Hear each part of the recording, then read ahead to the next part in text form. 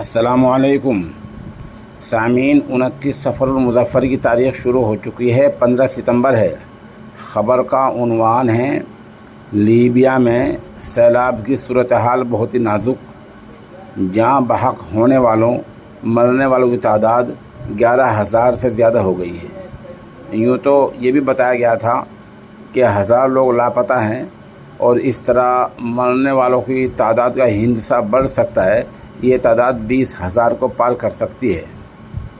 Libya में खौफनाक सैलाब आया था, जिसकी वजह से मौतें बढ़ रही हैं, मकानात गिर गए हैं और गांव के गांव बह गए हैं, गिर गए हैं, गाड़ियां बह गई हैं, रेलवे ट्रैक बह गया, रेल बह गई है और सूरत हाल यहाँ तक पहुँच चुकी है कि कब्रिस्तान में जगहें कम पड़ गई हैं, जहाँ इज्तिमाई कब्रें बनानी पड़ रही हैं। ये किसी भी मुल्क और शहर के लिए बहुत ही नाजुक सूरत हाल हुआ करती है। गैर मुल्की मीडिया के मुताबिक अब ताज़ा तरीन इत्तलात ये हैं कि सैलाब की वजह से मरने वालों की तादाद 11,300 हो गई है, जबकि बड़ी तादाद में लोग लापता हैं। उनकी तादाद हज़ारों में भी हो सकती है और अभी भी मलबे के नीचे से लाशों का मिलने का सिलसिला जारी है।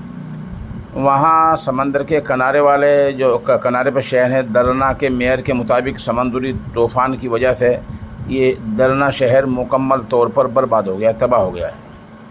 उधर हुक्काम ने कहा कि इतवार के दिन दोपहर के बाद आने वाले तूफ़ान डेनिटेल ने बल्गारिया, यूनान और तुर्की से टकराने के बाद बहरे रूम को अपनी जद में ले लिया था। वाज़ह रहे कि लीबिया के साहिली शहर बिन गाज़ी और दरना में तूफ़ानी बारिशों से नदी और नालों में तुग़यानी आ गई थी, जबकि रेलों में दर्जनों लोग और गाड़ियां बह गई थी। इस तरह का माहौल लीबिया में है।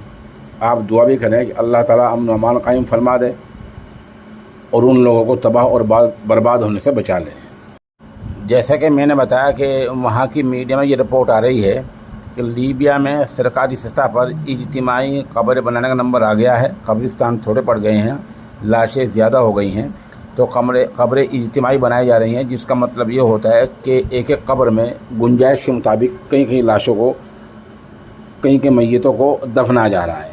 वहाँ की वजारत के मुताबिक दरना में लापता अफराद को तलाश किया जा रहा है और जबकि गैर मुल्क की टीमें भी इमदादी कामों में लगी हुई हैं। अक़वाम मुत्तहिदा की जानिब से लीबिया में सैलाब से मुतासिर लोगों की मदद के लिए $71 मिलियन हंगामी इमदाद की अपील की गई है। बहरहाल सूरत हाल बहुत नाजुक है। उधर अरब मीडिया के मुताबिक लीबिया के वज़ीर आज़म का दरना में डैम टूटने की फौरी जांच का हुक्म दिया गया है। लीबिया की पार्लियामेंट की जानिब से सैलाब की तबाहकारियों से निमटने के लिए तकरीबन $2 बिलियन का हंगामी बजट मंजूर कर लिया गया है। और जैसे कि हमने बताया कि जो सैलाब आया है उसकी वजह से मरने वालों की तादाद का हिंसा बढ़ भी सकता है।